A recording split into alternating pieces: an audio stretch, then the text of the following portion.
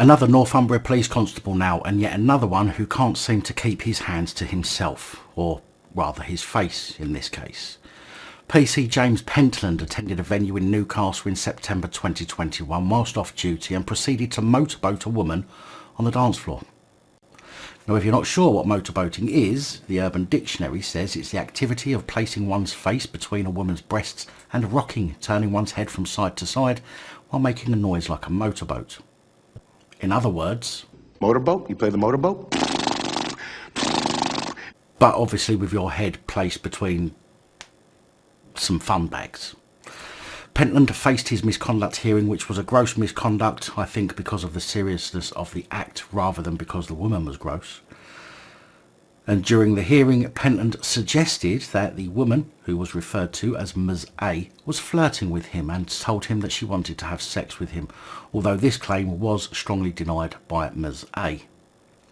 Ms. A is said to have taken off her shirt when a particular song was played and swung it around her head. And no, I don't know what song that was. And calm down, she was wearing a sports bra underneath, at which point Ms. A said that Pentland grabbed her fun bags, put his face between them and... Pentland claims that this was in fact untrue and he had put his hands out, jazz style, and pretended to touch her milkmaids as he was simply trying to be funny in front of a group of people. Yeah, well funny. It's said that after Pentland carried out the act, the woman slapped him and he then put her arm behind her back.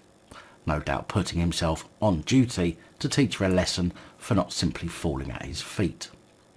Ms. A later told her boyfriend what had happened and the police were called. The misconduct panel found that Ms. A had no reason to make the story up, and although found Pentland's actions to have not been sexually motivated or malicious, they did find his actions were intended to be a joke but were wholly inappropriate.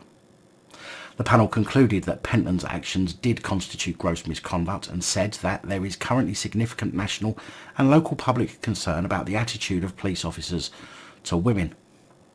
Adding, there have been many reported cases about officers' abuse of women. This particular case is different in nature to some of the most high-profile cases, but it only serves to perpetuate the general public perception about the inappropriate views of and actions of police officers. And although Pentland was said to have been extremely well thought of by colleagues, friends and family, he wasn't that well thought of by senior staff, as he was dismissed without notice. Let's hope that that sends a strong message to other plod who can't seem to keep their hands to themselves.